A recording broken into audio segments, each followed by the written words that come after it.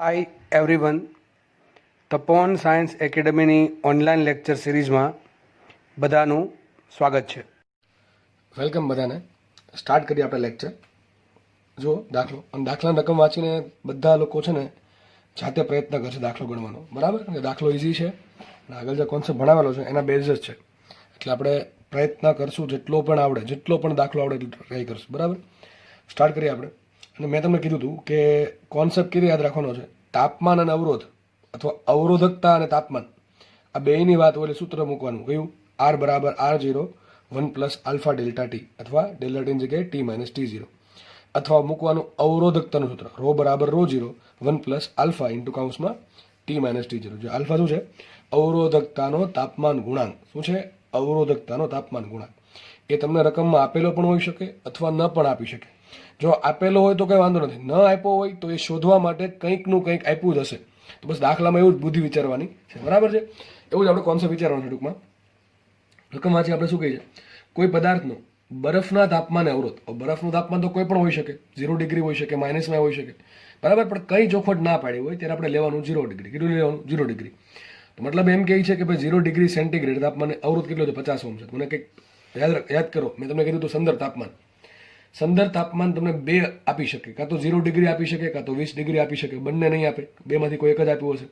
આપણા કેસમાં કેટલું આપ્યું છે? બરફનું તાપમાન છે. હવે મેં તમને કીધું પ્રમાણે આ રકમ થોડીક અધૂરી કહેવાય, બરાબર છે? કારણ કે બરફનું તાપમાન તો કોઈ પણ હોઈ શકે, it 0 degree or it may be lower than 0 degree, બરાબર? એની કરતાં ઓછું હોઈ શકે depending on the atmospheric pressure, બરાબર?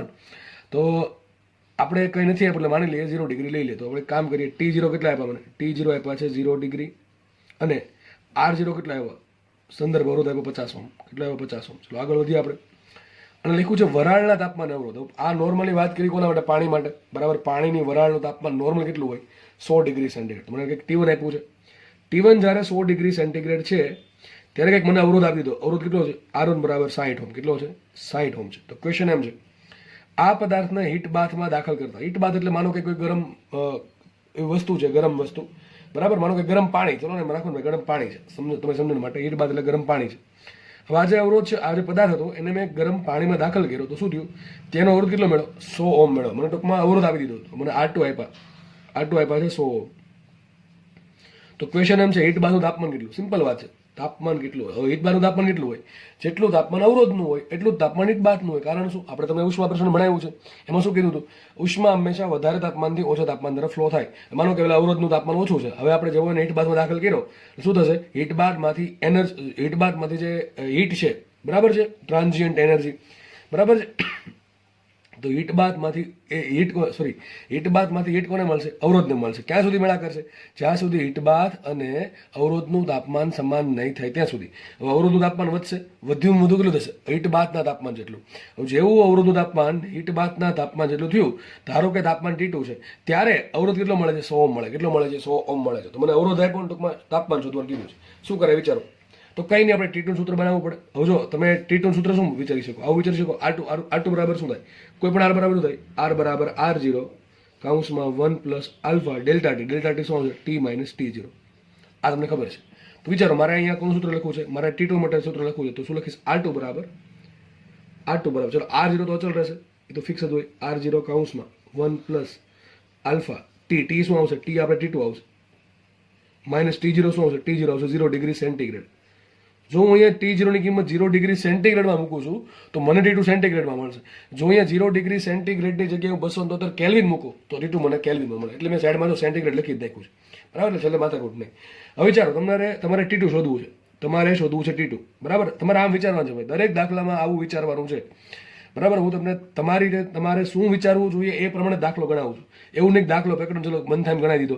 હંમેશા દાખલો મારો એ પ્રમાણે જ હશે, કોઈ પણ સમજણ શક્તિ તમારી કે તમને સમજાઈ જાય અને તમારે શું વિચારવું જોઈએ દાખલો ફટાફટ સોલ્વ થાય. હંમેશા એમ જ સમજાવું છું. તો મારે T2 શોધવું છે. T2 શોધવા માટે મારે બધી વસ્તુ જરૂર પડે. તો R2 જોવે, R0 જોવે, 1 તો છે, ચલો આલ્ફા છે, 0 ડિગ્રી છે, તો ઘટે શું? ચલો R2 આપ્યું, મને R2 આપ્યું 100 ઓહ્મ. R0 આપ્યા છે 50 ઓહ્મ. ચલો આગળ વધીએ. 1 તો ચલો છે લઈ લેશું આપણે. આલ્ફા નહીં આપ્યો, ચાલો આલ્ફા નથી આવ્યો. હવે આલ્ફા નથી આપ્યો તો જ્યાં સુધી આલ્ફા ન મળે ત્યાં સુધી T2 મળે નહીં. તો કરવું શું પડે? કંઈ ના કરાય, એ કામ કરવામાં કિંમત મૂકી દઈએ. એટલે છેલ્લે આપણે ખાલી કિંમત જ મૂકવાની. આમાં R2 બરાબર શું મૂકશું? 100 મૂકી દઈએ. 100. R0 બરાબર શું મૂકી દઈએ? 50. કૌંસમાં 1 plus alpha T2 minus 0 degree, તો T2 લખો તો ચાલશે, T2 માઇનસ 0 0 જ થાય, બરાબર, સોરી T2 માઇનસ 0 T2 જ થાય, તો સેન્ટીગ્રેડમાં આવશે, બરાબર છે. 50 છેદમાં જવા દો તો 100 ભાગ્યા 50 ને કહેવાય 2, બરાબર, તો 2 બરાબર શું આવશે 1 પ્લસ આલ્ફા, ડાયરેક્ટ લખી કરું T2 સેન્ટીગ્રેડ, શેમાં આવશે, આ સેન્ટીગ્રેડમાં કિંમત આવશે, શેમાં આવશે કિંમત, સેન્ટીગ્રેડમાં, બરાબર કે નહીં, કારણ શું સેન્ટીગ્રેડમાં આવવાનું, સિમ્પલ છે, તમે T2 ને 0 ડિગ્રી સેન્ટીગ્રેડમાંથી બાદ કર્યા છે, હવે કેલ્વિનમાંથી કેલ્વિન બાદ થાય, સેન્ટીગ્રેડમાંથી સેન્ટીગ્રેડ બાદ થાય, ફેરનહીટમાંથી ફેરનહીટ બાદ થાય, બરાબર છે, એટલા માટે કહું છું, ટૂંકમાં બે એકમ સરખા હોય તો બાદ બાકી તરત થઈ જશે. તો વિચારો બે એક આ બધું સાબિત થયું 1 બરાબર alpha into T2 degree centigrade, બરાબર, અને આપણે સમીકરણ નંબર 1 આપી દી. અમારે શોધવાનું છે આલ્ફા, આલ્ફાને વ્યસ્ત કરી નાખું મને શું મળે, ડાયરેક્ટ T2 મળે, તો અમારે આલ્ફા શોધવો પડે, એ ક્યાંથી મળશે, આનો આપણે યુઝ કર્યો જ નથી, બસ એ વિચારવાનું, અહીંથી આલ્ફા મળી જશે, કારણ શું, સૂત્ર મૂકો, ચલો સૂત્ર શું આવે, R બરાબર R0 કૌંસમાં 1 plus alpha T minus T0, આવું સૂત્ર છે, આપણે કોના માટે મૂકશું, R1 માટે મૂકીએ, તો R1 બરાબર R0 કૌંસમાં 1 plus alpha T1 minus T0, બરાબર કે નહીં, R1 કેટલા આપ્યા, R1 આપ્યા 60 ઓહમ, આપ્યા 60 ઇઝ ઇક્વલ ટુ R0 છે 50, તો અહીં 50 મૂકી દો, કૌંસમાં 1 પ્લસ આલ્ફા એમને રાખો, T1 શું છે 100 ડિગ્રી સેન્ટીગ્રેડ, તો અહીં 100 આવશે, માઇનસ T0 છે 0 degree, 0 degree 100 degree centigrade minus 0 degree centigrade, 100 minus 0 100 થશે ને, બરાબર છે, આ 60 ના છેદમાં 50 એટલે શું થાય 6/5, તો 6/5 is equal two 1 plus alpha into 100 minus 0, that is શું આવશે 100, એટલે 100 આલ્ફા, 100 આલ્ફા. હવે જો 6 ભાગ્યા 5 બધાને આવડે, ન આવડે શું કરવાનું, 2 વડે ગુણો 2 વડે ભાગો, તો ઉપર આવશે 12, નીચે આવશે 10, એને કહેવાય 1.2, 1.2 માંથી 1 બાદ કરો, આ એક આ બાજુ લાવો, માઇનસ હશે ને તો શું થાય 0.2, 0.2 is equal to 100 by alpha, તો માટે આલ્ફા બરાબર શું આવશે 0.2/100, શું આવશે આલ્ફા બરાબર 0.2, તમને આટલો દાખલો પૂછી શકે કે આલ્ફા કેટલો હશે, તો 0.2/100 સેન્ટીગ્રેડ ઇન્વર્સ, શેમાં લખી શકો, સેન્ટીગ્રેડ ઇન્વર્સ, બરાબર, તો કેલ્વિન ઇન્વર્સ લખો તો ચાલે, કારણ કે બાદ બાકી કે ફરક નહીં પડે એટલે. તો આ તમારો જવાબ આવી ગયો આલ્ફાનો, આલ્ફા મળી ગયો તમને, T2 મળે કે ના મળે, આપણે સૂત્ર શું હતું, આલ્ફા ઇન્ટુ T2 બરાબર 1 આવ્યા હતા, ક્યાંથી આવ્યું સમીકરણ નંબર 1, આલ્ફા ઇન્ટુ T2 બરાબર 1 હતા, જસ્ટ ખાલી કિંમત મૂકો, T2 બરાબર શું આવશે 1/આલ્ફા, શું આવશે 1/આલ્ફા, હવે 1/આલ્ફા મૂકો શું થાય, 1/0.2 ભાગ્યા 100 ક્યાં છે ઉપર, તો 100 ભાગ્યા 0.2, આનો આવડત શું કરવાનું, 10 વડે ગુણો 10 વડે ભાંગો, તો ઉપર શું આવશે 1000, નીચે શું આવે 2, 1000 ભાગ્યા 2 એટલે શું થાય 500 ડિગ્રી સેન્ટીગ્રેડ, માટે T2 બરાબર આવશે 500 ડિગ્રી સેન્ટીગ્રેડ, આટલું તાપમાન છે, બરાબર. ઘણા લોકો શું કરે ખબર છે, આમ આવું કરે કે તાપમાન 0 ડિગ્રી હતું, આમ વિચારે તાપમાન 0 ડિગ્રી હતું ત્યારે અવરોધ હતો 50 ઓહમ, ઓકે, તાપમાન 100 થયું એટલે કેટલું થાય 60 થાય, કંઈ કેટલા વધારું તો 100 થાય, તો ઘણા આમ વિચારી નાખે કે 0 એ 50, તો સોરી 50 એ 0, તો 100 એ કેટલા, અરે ટોપા ત્રિપદી નથી, આમાં ત્રિપદી છે, આમાં ત્રિપદી ક્યાં, બધા પદ ક્યાં જશે 1+ વાળા, એટલે ડાયરેક્ટ ત્રિપદી અમુક ભાગમાં લાગુ ન પડે, બરાબર, ડિપેન્ડ કરે સંબંધ, હંમેશા સંબંધ યાદ રાખો, x પ્રપોર્શનલ ટુ y હોય ને, ખાલી x પ્રપોર્શનલ ટુ y, કે ભાઈ x બરાબર ચલો mx પ્લસ c કે આવું જ્યારે હોય ને, y બરાબર mx અથવા x બરાબર ટૂંકમાં આ રીતનું પદ, તો ડાયરેક્ટ ત્રિપદી લાગુ પડે, y 5 ગણા થાય તો x 5 ગણો થાય, y 3 ત્રીજા ભાગનો થાય તો x ત્રીજા ભાગનો થાય, બરાબર કે નહીં, એટલે સમીકરણ કયું છે એના પર ત્રિપદી વાપરવી પડે, સિમ્પલ વસ્તુ છે કે નહીં, બરાબર, તો દરેક જગ્યાએ ત્રિપદી વાપરતા નહીં, બાકી ખોટા આન્સર આવશે, બરાબર, તમારો શું આન્સર સાચો 500 ડિગ્રી સેન્ટીગ્રેડ આવશે. તમે એમ વિચારો કે 50 એ તાપમાન 0 છે, તો 100 એ કેટલું ડબલ કરી નાખે તો 0 ગુણ્યા 2 0 જ થશે પાછળ, બરાબર કે નહીં, એટલે ટૂંકમાં ત્રિપદી ના મૂકવી, ઘણા લોકો ત્રિપદી વાપરી નાખે એટલે કહું છું, બરાબર, એટલે આ પ્રમાણે કરી શકો તમે, દાખલો બહુ ઇઝી છે, બસ જસ્ટ ખાલી વિચારવાનું કે 2 સ્ટેપમાં, દાખલો 2 સ્ટેપમાં પૂરો થયો, બરાબર છે, તો એક સ્ટેપમાં શું ઘટે છે ને એ બીજું સંબંધ ક્યાંથી મળશે, હવે આ સ્ટેપમાં શું ઘટતું હતું, મારે T2 શોધવા માટે ઘટતું હતું આલ્ફા, હવે અહીંથી આલ્ફા કેમ મળે એ વિચારવાનું રહે, બરાબર, આવું દરેક દાખલામાં છે, નવીન કઈ હોય ને બસ આવું જ હોય, બરાબર છે. આગળ વધીએ, નેક્સ્ટ દાખલા નકમ વાંચીએ આપણે, દાખલો સારો છે, બરાબર છે, પણ બહુ ઇઝી દાખલો છે, ચલો સમજો. શું કહે છે, જો બે દ્રવ્ય છે, બે દ્રવ્ય માટે આલ્ફા1 અને આલ્ફા2 અનુક્રમે 6×10⁻⁴ સેન્ટીગ્રેડ ઇન્વર્સ અને -5 × 10⁻⁴ સેન્ટીગ્રેડ ઇન્વર્સ. તો મેં કીધું હતું આલ્ફાની કિંમત ધને હોય ને ઋણે હોય, યાદ રાખો, ધાતુ પદાર્થ માટે આલ્ફા કેવો હોય, ધન હોય, પણ સેમી કંડક્ટર માટે આલ્ફા કેવો હોય, ઋણ હોય, છે કે નહીં, અને સેમી કંડક્ટર માટે ઋણ હોવો જોઈએ, કારણ શું, સેમી કંડક્ટરમાં જેમ તાપમાન વધે એમ વાહકતા વધે, અવરોધકતા ઘટે, જ્યારે વાહક પદાર્થમાં ઊંધું હોય, સુવાહક પદાર્થમાં ઊંધું હોય, જેમ તાપમાન વધે એમ અવરોધ વધે એટલે અવરોધકતા વધશે ને તાપમાન વાહકતા ઘટશે, બરાબર, એટલે માટે માઇનસ આવે સેમી કંડક્ટરમાં. તો બે દ્રવ્યો અલગ અલગ દ્રવ્યો છે, બરાબર છે, એક માટે આલ્ફા1 એટલા આપ્યો, એક માટે આલ્ફા2 એટલા. ચલો આગળ વાત કરીએ. હવે આગળ એમ કહે છે પ્રથમ દ્રવ્ય માટે અવરોધકતા ρ20, ρ20 માં 20 નીચે લખ્યું છે, મતલબ આનો એમ થાય કે 20 ડિગ્રી સેન્ટીગ્રેડ તાપમાને પેલું જે દ્રવ્ય છે એની અવરોધકતા છે 2 × 10⁻⁸ ઓમ ઇન્ટુ મીટર.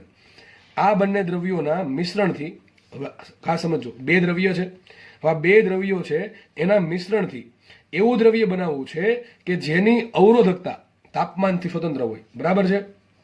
યાદ કરો, મેં તમને મિશ્ર ધાતુનો પેલો આલેખ સમજાવ્યો હતો ત્યારે કીધું હતું કે મિશ્ર ધાતુ આપણે આપણી પ્રોપર્ટી અનુસાર, ગુણધર્મ અનુસાર કામ કરશે.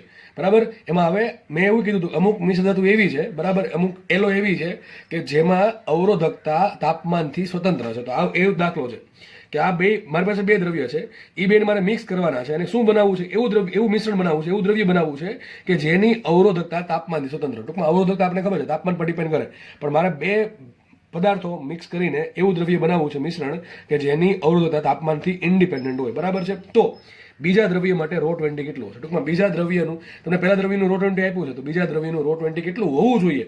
અને એને આમાં મિક્સ કરું, બે પદાર્થો મિક્સ કરું તો એવું દ્રવ્ય બને કે જેની અવરોધકતા તાપમાનથી ઇન્ડિપેન્ડન્ટ હોય. તો ક્વેશ્ચન એમ છે આગળ, સંદર્ભ તાપમાન 20 ડિગ્રી છે. ટૂંકમાં આપણને ખબર છે કે તમને આમાં લખી દીધું, ચલો, સંદર્ભ તાપમાન 20 ડિગ્રી છે. મતલબ શું થયો? આજે પહેલા દ્રવ્ય માટે અવરોધકતા આપી, શું, આનો શું મતલબ થાય કે 20 ડિગ્રી એ અવરોધકતા 20 ડિગ્રી તાપમાને. બરાબર? પણ 20 ડિગ્રી શું છે? સંદર્ભ તાપમાન છે. મતલબ તો એમ થયો કે આજે ρ20 આપ્યું, શું આપ્યું મને? પેલા પદાર્થની સંદર્ભ અવરોધકતા. શું આપી? આ પહેલા પદાર્થનો આપણે તો સંદર્ભ અવરોધ, સંદર્ભ તાપમાન. બરાબર છે? એ જ પ્રમાણે સંદર્ભ તાપમાન કેટલું આપ્યું? 20 ડિગ્રી. અને સંદર્ભ તાપમાન એટલે કે 20 ડિગ્રી એ પહેલા પદાર્થ માટે અવરોધકતા કેટલી? 2 × 10⁻⁸ ઓમ મીટર. તો ક્વેશ્ચન એમ છે, બીજા પદાર્થના દ્રવ્ય માટે એટલે કે ρ20 શોધવાનું છે. ટૂંકમાં બીજા પદાર્થની 20 ડિગ્રી તાપમાને એટલે કે સંદર્ભ અવરોધકતા કેટલી છે શોધવાની છે. આગળ લખે છે, મિશ્રણની અવરોધકતા દ્રવ્યની અવરોધકતાના સરવાળા બરાબર લેવી. બરાબર છે? મિશ્રણ જે છે એની જે અવરોધકતા છે એ શું કરવાની છે તમારે? બે જે દ્રવ્યો છે એની અવરોધકતાના સરવાળા બરાબર છે. માની લ્યો મિશ્રણ માટે લખો તો લખો એમ, મિશ્રણની કોઈ પણ તાપમાને અવરોધકતા, મિશ્રણની કોઈ પણ તાપમાને અવરોધકતા બરાબર શું થાય? લખું, છેલ્લી લીટી વાંચો શું કહે છે? મિશ્રણ અવરોધકતા કેટલી છે? જો બે દ્રવ્યો છે ને એની અલગ અલગ અવરોધકતાના સરવાળા બરાબર. તો ધારો કે શું લખશું? પ્રથમ દ્રવ્યની અવરોધકતા તે તાપમાને, પ્રથમ દ્રવ્યની તે તાપમાને અવરોધકતા પ્લસ બીજા દ્રવ્યની તે તાપમાને અવરોધકતા, તે તાપમાને અવરોધકતા લખીએ. માટે સાબિત શું થયું? મિશ્રણ માટે કોઈ પણ તાપમાને ρ બરાબર શું હશે? પહેલા પદાર્થની કોઈ પણ તાપમાન અવરોધકતા પ્લસ બીજા પદાર્થની કોઈ પણ તાપમાન અવરોધકતા. સમજ પડે કે ન પડે? તો ρ મિશ્રણ બરાબર ρ1 + ρ2. આ ક્યાંથી લેવા? આ છેલ્લી લીટીમાંથી લખ્યું છે કે મિશ્રણની અવરોધકતા દ્રવ્યોની અવરોધકતાના સરવાળા બરાબર થાય છે. મને ગયું બને. તો ρ મિશ્રણ શું મળ્યું? ρ મિશ્રણ મળ્યું ρ1 + ρ2. શું મળ્યું? ρ1 + ρ2. હવે છે ને આ શબ્દ બહુ મહત્વનો છે. મિશ્રણનું એવું દ્રવ્ય બનાવવું હોય કે જેની અવરોધકતા તાપમાનથી, કોની અવરોધકતા? મિશ્રણની. તો લખું છું, મિશ્રણની અવરોધકતા તાપમાનથી સ્વતંત્ર થવા માટે કન્ડિશન કઈ હોવી જોઈએ? વિચારો તો. મેથ્સ વાળાને ખબર હોવી જોઈએ. કોઈ વસ્તુ, કોઈ એક ફંક્શન છે, એ કોઈ, માનો કે y is function of x. y છે એ x થી ક્યારે સ્વતંત્ર કહેવાય? ટૂંકમાં x ની કોઈ પણ કિંમત મૂકો, y ને ફરક ન પડવો જોઈએ. એવું ક્યારે કહી શકાય? કે જ્યારે આવું થાય ને, dy/dx = 0. બરાબર કે નહીં? સમજો કારણ શું આનું? આવું કેમ? હું એમ કહું છું કે y, મારી પાસે y ની કિંમત છે, મારી પાસે x ની કિંમત છે. હવે y ની કિંમત મારી પાસે એવી છે કે જે x થી સ્વતંત્ર છે. મતલબ કે x ની કોઈ પણ કિંમત મૂકું, y બદલે. એક તમને એક્ઝામ્પલ આપો, y = 5. ચલો લ્યો, y = 5 લ્યો. હવે તમે x ની કિંમત ગમે એટલી કિંમત, x = 2 મૂકો, 3 મૂકો, 4 મૂકો, ફરક પડે? કાંઈ ન પડે, કારણ કે y ફિક્સ થઈ ગયા 5. બરાબર છે કે નહીં? તો y છે એ x નું ફંક્શન જ નથી. y is not function of x. y is not function of x. બરાબર છે? આવું હોય તો જ એ સ્વતંત્ર કહેવાય. હવે આવું જ્યારે છે ત્યારે ઓટોમેટિક આવું થઈ જાય, કારણ કે આપણને ખબર છે કે y છે એ x પર આધાર ન રાખતું હોય. તો x ની સાપેક્ષે y કેવું હોય? અચળ હોય. મતલબ સમજો, y છે એ x થી સ્વતંત્ર છે. મતલબ શું થયું બીજી ભાષામાં? કે x ની સાપેક્ષે y કેવા? અચળ છે કે ન કહેવાય? અચળ કહેવાય. તો y નું x સાપેક્ષ એટલે શું થાય? 0. આ કન્ડિશન છે. ખાસ યાદ રાખજો ભાઈ, નીટ વાળા, જી વાળા, બંને લોકો, બરાબર, એકદમ મેથેમેટિક્સ. શું કહે છે? હું એમ કહું છું કે y is not function of x. મતલબ સાદી ભાષામાં કહું તો y x પર સ્વતંત્ર નથી, y x થી સ્વતંત્ર છે. અથવા હજી એમ કહું કે x કરતા કરતા એક્સની સરખામણીમાં અથવા એક્સની કિંમત બદલતા વાયને કંઈ ફરક પડતો નથી. હજી અથવા એમ કહું કે એક્સની સાપેક્ષે વાય કેવા છે, અચળ છે, તો વાયનું વિકલન એક્સ સાપેક્ષ શું થાય, 0 થાય કે ન થાય? તો વિચાર અહીંયા વિચારવાનું આપણે મિશ્રણની અવરોધકતા શું છે? આ રો મિશ્રણ ને લીખો ને, રો મિશ્રણ. તો રો મિશ્રણ છે તાપમાનથી સ્વતંત્ર ક્યારે હોય કે ભાઈ તાપમાન એટલે ધારો કે ડીટી લઈ લે, કોઈ પણ તાપમાન ચાલે, કોઈ પણ તાપમાન સાપેક્ષે જો હું મિશ્રણની અવરોધકતાનું શું કરું, વિકલન કરું, તો શું આન્સર આવવું જોઈએ? 0 આવવું જોઈએ. શું આન્સર આવવો જોઈએ? 0. Must condition. આ બહુ મહત્વની કન્ડિશન છે.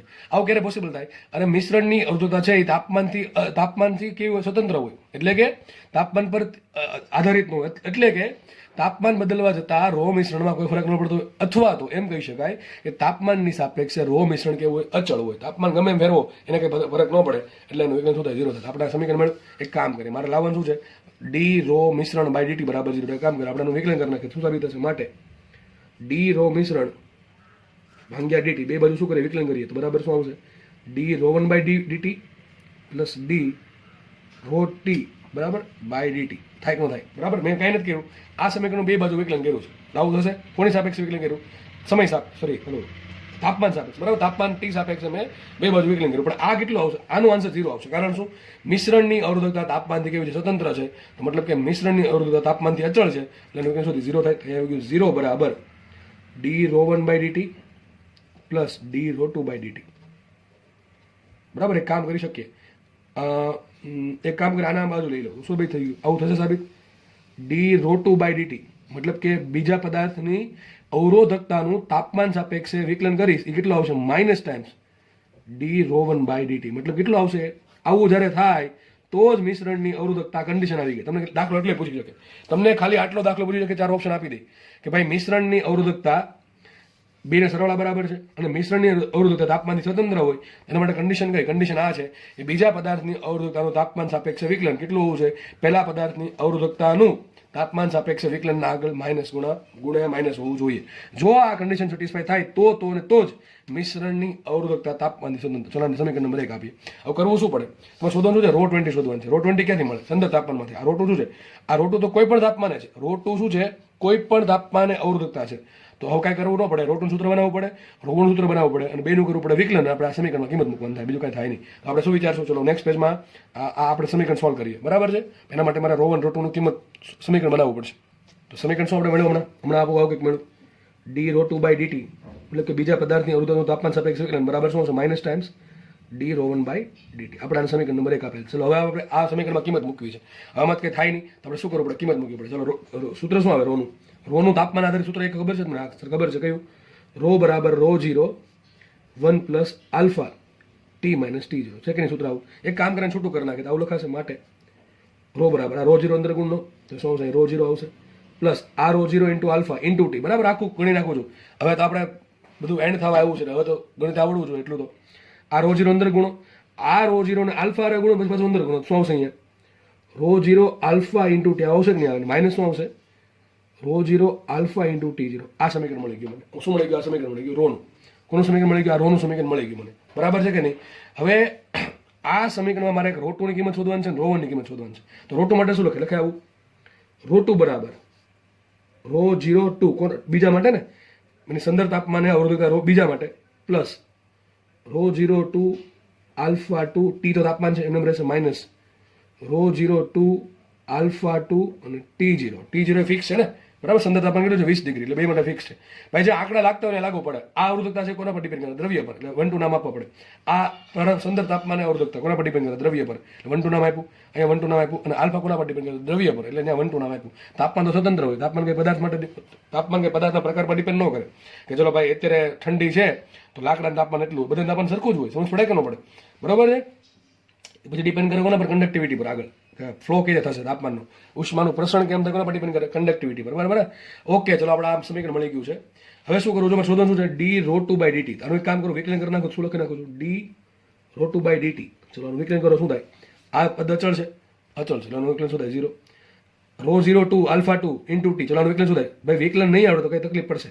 આ તો અચળ થઈ ગયું, આમાં કઈ તાપમાન તો આવતું છે નહીં, તેનું વિકલન 0 આવશે. પેલા સમજો, આ પદ છે એમાં રો 0 2 અને આલ્ફા 2 બે કેવા અચળ, તો એમ રહેશે. રો 0 2 આલ્ફા 2 અચળ અને તાપમાનનું શું ટીનું ટી સાપેક્ષ વિકલન શું થાય? 1 થાય કે ન થાય? ચલો આગળ વધીએ. Minus ρ0 to alpha two T0 બધું આખું પદ અચળ. જો આ T0 અચળ છે ને 20 ડિગ્રી, આખું પદ અચળ, તો શું આવશે આન્સર 0.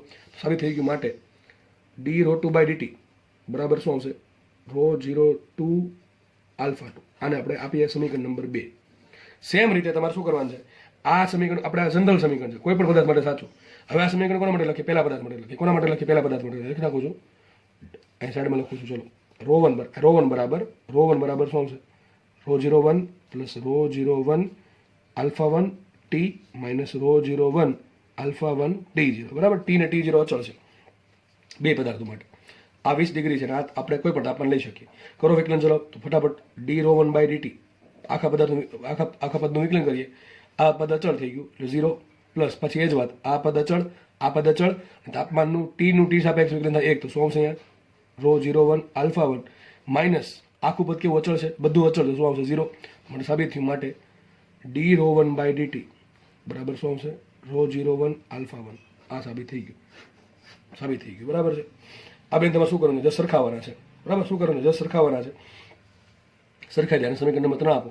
સમીકરણ નંબર 2 અને સમીકરણ નંબર 3 બેની કિંમત ક્યાં મૂકશું, સમીકરણ નંબર 1 માં મૂકીએ બરાબર છે. તો શું ભાઈ બે હરકત છે, ટૂંકમાં આ બે હરકત છે, આગળ માઇનસ મૂકવાનું છે. તો આ પદનું શું આન્સર આવશે, સાબિત થઈ ગયું. સમીકરણ લખું છું 1, 2 ને 3 પરથી તમારે મૂકવાની છે કિંમત ખાલી. તો dρ2/dt બરાબર શું મૂકશું ρ02 આલ્ફા 2 ρ02 આલ્ફા 2 બરાબર શું આવશે minus times dρ1/dt minus times dρ1 શું છે ρ01 આલ્ફા 1 શોધવાનું શું છે, તો શોધવાનું છે બીજા પદાર્થ માટે ρ20. ρ20 શું છે, વોટ ઇઝ ρ20 મતલબ શું થાય, ρ20 એટલે કઈ નહીં ભાઈ ρ0. કારણ શું 20 ડિગ્રી શું છે, 20 ડિગ્રી સંદર્ભ તાપમાન છે. મતલબ શું થાય, તમને એમ કહે છે કે સંદર્ભ તાપમાને અવરોધકતા શોધો બીજા પદાર્થની. હવે એને શું આ કહેવાય, આને શું કહેવાય ρ20 કહેવાય. કોના પદાર્થ, કયા પદાર્થ, બીજા પદાર્થ માટે. ટૂંકમાં આપણે આ શોધવાનું છે. આ મળે કે ન મળે. ρ02 બરાબર શું આવશે માઇનસ ρ01 આલ્ફા 1 છેદમાં આલ્ફા 2. હું તમને આગળ કિંમત આપેલી છે બરાબર કે નહીં. આન્સર આવશે કે નહીં આવશે. હજી કહું છું ઘણા કન્ફ્યુઝ છે આમાં. અરે આ ρ0 મતલબ શું થાય, ρ0 મતલબ શું થાય, સાદો મતલબ એમ થાય કે સંદર્ભ તાપમાને અવરોધકતા કયા પદાર્થની, બીજા પદાર્થની. આ ρ01 નો શું મતલબ થાય, સંદર્ભ તાપમાને પહેલા પદાર્થની અવરોધકતા. પણ સંદર્ભ તાપમાન છે કયું 20 ડિગ્રી. તો આને આમ પણ લખો તો ચાલો, ρ02 છે ને ρ02 એને આમ લખો તો ચાલશે. ρ20 કોના માટે, બીજા માટે. અને જે ρ01 છે એને આમ લખો તો ચાલશે. ρ20 કોના માટે, પહેલા પદાર્થ માટે. પણ તમે કન્ફ્યુઝ ના થાવ એટલા માટે ρ01 ને ρ02 લખ્યું છે બરાબર છે. ઘણા બધા સર 20 ડિગ્રી શું છે બધું, એટલા માટે મેં આમને લખ્યું છે. હવે તમને રકમમાં છે ને બધી કિંમત આપી છે. પહેલા પદાર્થ માટે તમને ρ20 આપ્યું છે, પહેલા પદાર્થ માટે તમને શું આપ્યું છે, એનો આલ્ફા આપ્યો છે, અને બીજા પદાર્થનો આલ્ફા આપ્યો છે. તો દાખલો સોલ્વ થઈ જાય. મારા મતે આ દાખલો છે ને આટલું યાદ રાખી લેવાય, કારણ કે આખો દાખલો સોલ્વ કરવા ના બેસાય બરાબર છે. સિમ્પલ છે. માનો કે ફરતી વિચારીએ આપણે કે મિશ્રણ છે, એ મિશ્રણની અવરોધકતા કેવી છે, ρ1 પ્લસ ρ2 ના સરવાળા બરાબર છે. હવે મારે જોવું એવું છે કે મિશ્રણની અવરોધકતા તાપમાનથી સ્વતંત્ર હોય, એટલે કે એનું વિકલન 0 થાય. તો સાબિત શું થશે, આવું થવા માટે સાબિત શું થાય, આવું સાબિત થશે કે ρ0 આલ્ફા પહેલા પદાર્થ માટે બરાબર માઇનસ ગુણ્યા ρ0 આલ્ફા બીજા પદાર્થ. આટલું આવડશે કે નહીં આવડે, બસ આ જ વસ્તુ છે. પહેલા પદાર્થ માટે ρ0 ઇન્ટુ આલ્ફાનો ગુણાકાર અને બીજા પદાર્થ માટે ρ0 ઇન્ટુ આલ્ફાનો ગુણાકાર સરખો થાય, પણ આગળ માઇનસ આવે બરાબર. એ જ છે ને, અલગ આપી દો કે ભાઈ ρ01 આલ્ફા 1 બરાબર માઇનસ ટાઈમ્સ ρ02 આલ્ફા 2. બસ આટલું યાદ રાખી લેજો આટલું બરાબર. આ પદ યાદ રાખી લેવાય ભાઈ બરાબર છે. મેં તમને આખું સાબિત કર્યું. હું તો ધારક તો આટલું કહી દઉં, ગોખી નાખો. ગોખવું નથી કીધું, યાદ રાખવાનું કહું છું, સમજીને યાદ રાખવાનું. ભાઈ ગોખવું સમજીને યાદ રાખવું બહુ ફરક છે એમાં બરાબર છે. તમે વિચારો, સમજીને યાદ રાખો લાંબા સમય સુધી યાદ રહે. ગોખેલું દાખલો ટ્વિસ્ટ કરી તો ગોખેલું ન આવડે, આ આવડી જાય બરાબર કે નહીં. તો આ ખાલી જસ્ટ યાદ રાખજો, સમજીને યાદ રાખજો બરાબર છે. ઓકે, તો દાખલો પૂરો થાય છે. કિંમત જે આવે તમારે જાતે શોધી નાખવી. પહેલા પદાર્થ માટે ρ0 ઇન્ટુ પહેલા પદાર્થનું આલ્ફા ભાંગ્યા બીજા પદાર્થનું આલ્ફા ભાંગી નાખવાનું. તમે જોજો બીજા પદાર્થનું આલ્ફા તમને માઇનસમાં આપ્યો છે, એટલે માઇનસ ઓટોમેટિક ઉડી જશે. યાદ રાખો, અવરોધકતા કોઈ દી ઋણ ન આવે, કોઈ દિવસ ઋણ આવે નહીં. એટલા માટે આ એક ધન આપ્યું ને એક ઋણ આવ્યું. આ માઇનસ ઉડે તો જ આ માઇનસ ઉડી જશે. એટલા માટે આલ્ફા છે એ માઇનસમાં આપ્યો તમને, આલ્ફા 2 માઇનસમાં આપ્યો બરાબર કે નહીં. આટલું જાતે કરી નાખજો. દાખલો ઈઝી છે, મારા માટે બહુ દાખલો ઈઝી છે, પણ સમજ શક્તિ ઘણી બધી આવશે આમાં. આગળ વધીએ આપણે. ઓકે ચલો, તો આપણા ચેપ્ટરનો આમ તો એક ભાગ પૂરો થયો એમ કહેવાય. ચેપ્ટરનો એક ભાગ પૂરો થયો. એક ભાગમાં શું ભણ્યા આપણે, વિદ્યુત પ્રવાહ, વિદ્યુત ભાર, સમયનો સંબંધ બરાબર છે. I બરાબર શું થાય dq/dt અથવા q બરાબર સંકલન I/dt. આ બધી વસ્તુ ભણ્યા. ત્યારબાદ આપણે શું ભણ્યા, આપણે ભણ્યા વિદ્યુત પ્રવાહ ઘનતા. એમાં વિદ્યુત પ્રવાહ ઘનતાનું સૂત્ર બરાબર, અથવા I બરાબર J ડોટ A, પણ ક્યારે વપરાય તમને કન્ડિશન કીધેલી, બધું યાદ હોવું જોઈએ. અથવા બીજું સૂત્ર શું, કોમન સૂત્ર I બરાબર સંકલન સદિશ J ડોટ સદિશ dA. આ વ્યવસ્થિત ભણ્યા આપણે. દાખલા ગણ્યા, તમને દાખલા હોમવર્કમાં આપ્યા બરાબર છે. ત્યારબાદ આપણે ડ્રિફ્ટ વેગ ભેણા, મોબિલિટી ભેણા, બરાબર છે, અને સૂત્ર ઘણા બધા સૂત્ર છે, એ બધા સૂત્ર યાદ રાખવાના છે. એમાંથી દાખલો પૂછાણો, સૂત્ર આવડશે તો રોકડા માર્ક્સ આવશે, સૂત્ર નહીં આવડે દાખલો સ્કીપ કરવો પડશે અથવા તુક્કો મારવો પડશે. સમજો ભાઈ, બહુ બધું સૂત્ર પર ઘણું બધું મેટર કરે છે, બરાબર છે. પછી આપણે શું ભણ્યા, પછી આપણે અવરોધ પર ગયા. અવરોધનું કલર કોડિંગ શું હતું, બરાબર છે, અવરોધનો તાપમાન સાથે સંબંધ શું છે, એનો આલેખ શું છે, કલર કોડના તમે દાખલા આપેલા છે, તમે દાખલા સોલ્વ કર્યા હશે અને આઈ હોપ કે બધાને દાખલા આવડી ગયા હશે, બરાબર છે. અને ત્યારબાદ આપણે અવરોધના કલર કોડના દાખલા અને ત્યારબાદ આપણે અવરોધકતા એટલે કે પેલું જે આપણે તાપમાનવાળા દાખલા છે એ પણ ગણ્યા આપણે, બરાબર. તો આ રીતે આપણે એક ભાગ પૂરો કર્યો છે. હવે બીજો ભાગ સ્ટાર્ટ થશે.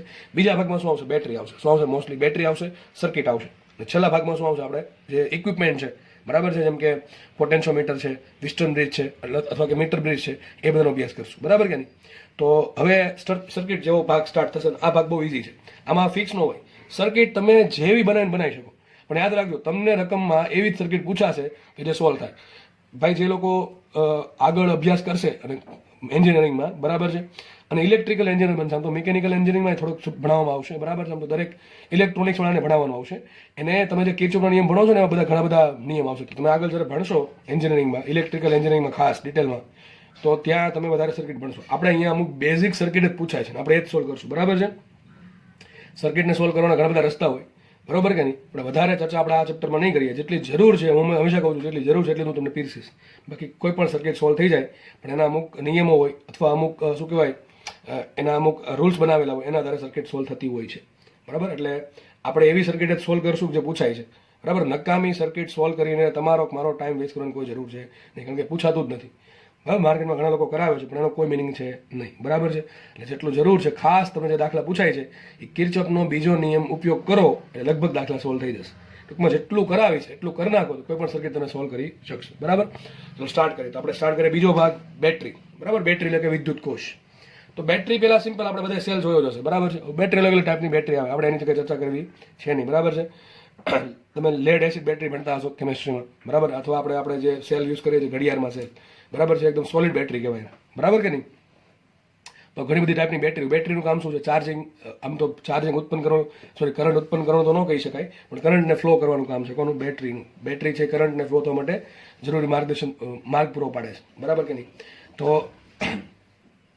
બેટરી મેં તમને કીધું ઘણા બધા ટાઈપની હોય, તેમાં કયા કન્ડિશન પર, મોસ્ટલી તો કેમિકલ ઇક્વેશન પર જ ડિપેન્ડ કરતી હોય, બરાબર. કેમિકલ સિદ્ધાંત પર, રાસાયણિક સિદ્ધાંત પર બેટરી મોટા ભાગે આપણે યુઝ કરીએ છીએ એ કામ કરતી હોય. હમણાં તો લિથિયમ આયન બેટરી પણ આવે છે, અને તમને ખબર છે ઇલેક્ટ્રિકલ વ્હીકલ. તો ઇલેક્ટ્રિકલ વ્હીકલ માત્ર કામ કરે બેટરી પર, બરાબર. માત્ર કોના પર કામ કરે, બેટરી પર કામ કરે. તો આગળ હજી ઘણું બધું ભવિષ્યમાં તમે આપણે અલગ અલગ ટાઈપની બેટરી જોશો. આપણે જે અત્યારે વાત કરશું એ આપણી બેટરી કયા ટાઈપની, જેનું કોઈ કામ છે નહીં. તો સર કામ કોનું છે, આપણે કામ એનું છે કે બેટરીને સર્કિટમાં જોડવાથી શું થાય, બસ આપણે એટલું કામ છે કે બેટરી છે ને સર્કિટમાં જોડી દીધી તો શું આગળ થઈ શકે. તો જુઓ, બેટરીનું ઈએમએફ બરાબર એપ્સુલા, આપણે એક્ઝેટર વંચાય એપ્સુલા, પણ હું વાંચીશ ઈ, બરાબર. શું વાંચીશ, હું ઈ વાંચીશ, બરાબર. હજી કહું છું, આનું શું વાંચે, એપ્સુલા વાંચે. તો બેટરીનું ઈએમએફ એપ્સુલા છે, પણ આપણે વાંચશું એને ઈ, બરાબર. તો બેટરીનું ઈએમએફ ઈ છે. બેટરીનો આંતરિક અવરોધ આર છે. હવે ઘણા કે સર આંતરિક અવરોધ શું થાય, બેટરી બેની હોય તેનું અંદર મટીરિયલ હોય કે ન હોય, બરાબર. જેમ કે તમે માનો કે તમે સેલ છે, બરાબર. કોઈ સેલ ક્યારેક તોડીને જોયો હોય, તેમાં કાર્બન ને એક રોડ નીકળશે, બરાબર. આ બધું નીકળે, એ તમે કેમિસ્ટ્રી વધારે ભણતા હશો, બરાબર છે. તો એ જે મટીરિયલ છે, અવરોધ હોય કે ન હોય, અને 100% સર કોઈ વસ્તુ ઝીરો અવરોધ વાળી હોય જ નહીં. સુપર કંડક્ટર છે બહુ અલગ વસ્તુ છે, તો એનો અવરોધ ના કહી શકાય ઝીરો ઓમ છે. 0 કેલ્વિન તાપમાન અવરોધ 0 ઓમ થાય, બરાબર, ધાતુનો. પણ તો ક્યાં લેવા જાવ 0 કેલ્વિન તાપમાન, તમને ખબર છે. ઉષ્માગતિશાસ્ત્રનો ત્રીજો નિયમ, ત્રીજો નિયમ, બરાબર છે. ઉષ્માગતિશાસ્ત્રનો ત્રીજો નિયમનું શું કહેવાય, પેલું ઉલ્લંઘન થશે, વાયુશન થાય કે 0 કેલ્વિન તાપમાન મેળવવું અશક્ય છે, બરાબર. તો 0 કેલ્વિન તાપમાન મળે તો અવરોધ 0 મળે. 0 કેલ્વિન તાપમાને તો અવરોધ ક્યાં 0 લેવા જાવ, બરાબર કે નહીં, સમજ પડે છે. તો મતલબ કે આપણે એવું કહી શકીએ કે અવરોધ બહુ સૂક્ષ્મ હોય, પણ અવરોધ 0 હોય એ હજી બને કે અત્યારે પોસિબલ નથી, ભવિષ્યમાં પોસિબલ થઈ જાય. સુપર કંડક્ટર છે તો સુપર કંડક્ટરનો અવરોધ ઘણો ઓછો છે, ઘણો ઓછો હોય, બરાબર. પણ સુપર કંડક્ટર છે ઘણા નીચે તાપમાને જ મળે પાછું, ઓકે. તો માની લો જો બેટરીનું અંદર મટીરિયલ છે એનો કંઈક તો અવરોધ હશે, બસ એ જ અવરોધ છે. તો બેટરીના આંતરિક અવરોધ છે સ્મોલર, આપણે એને સ્મોલર દર્શાવશું. હવે આખા ચેપ્ટરમાં છે ને બેટરીને આ પ્રમાણે દર્શાવશું. આપણે એક બેટરી છે, બરાબર, સાઈડમાં અવરોધ દોરશું અને આ અવરોધને પેટીમાં પૂરશું. આ પેટી શું બતાવે, આ પેટી એમ બતાવે છે કે આ અવરોધ કોનો છે, આ એક્સટર્નલ અવરોધ નથી, એક્સટર્નલ રેઝિસ્ટન્સ નથી, કોનો અવરોધ છે, બેટરીનો જ અવરોધ છે. એટલે જ કીધું આંતરિક અવરોધ. આપણે દેખાશે નહીં આ કે બેટરી આ મને કે સેલ લીધો, આપણે આ સેલ હોય આપણે માની લો એવું અલગથી જોડેલો છે, અંદર જ છે, અંદર જ અવરોધ છે, સમજ પડે કે ન પડે. તો બેટરી છે બે વસ્તુ આપણને આપે, એક તો કંઈક વોલ્ટેજ આપશે ને એક પોતાનો અવરોધ લઈને આવશે. ભાઈ આ કંઈક મારી આરે આને રાખવો જરૂરી છે, એપ્સુલા એમ કહે છે કે મારી હારે આર હંમેશા હશે.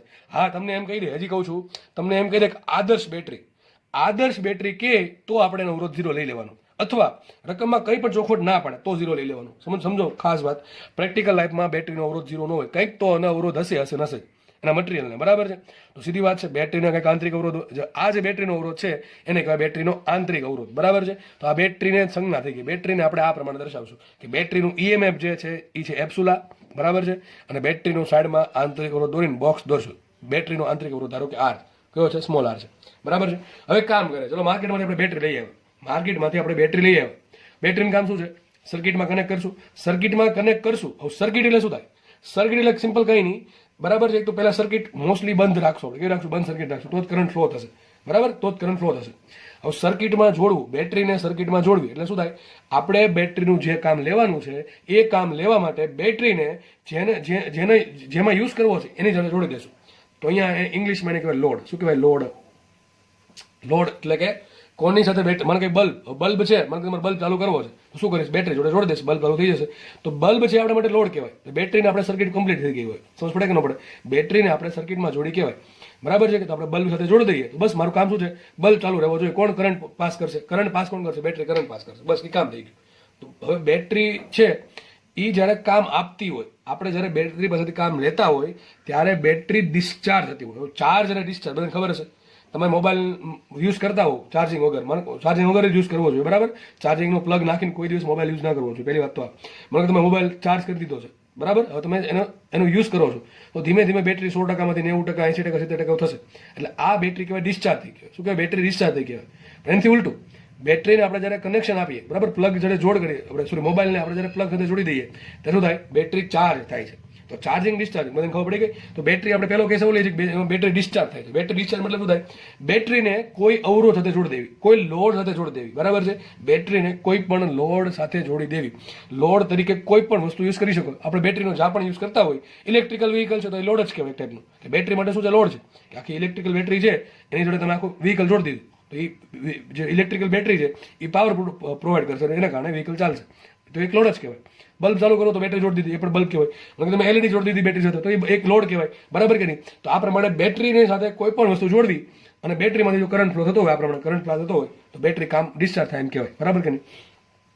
હવે આપણે તમે સમજ ન પડે લોડમાં તો તમારે યાદ રાખો બલ્બ જોડી દીધો છે. અને બલ્બ એટલે સિમ્પલ, આપણે બલ્બને કંઈક અવરોધ તો હશે. તો આ શું છે? External resistance. શું છે?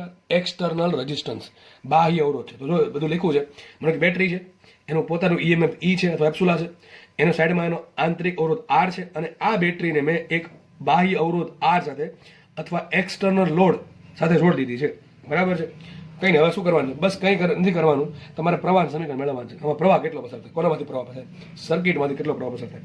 તમે જો સર્કિટમાં અમારી પાસે 3 વસ્તુ આવી. જો ધ્યાનથી જોશો ને તો સર્કિટમાં 3 વસ્તુ દેખાય છે. એક તો બેટરી, એક બેટરીનો આંતરિક અવરોધ અને એક બાહ્ય અવરોધ આર.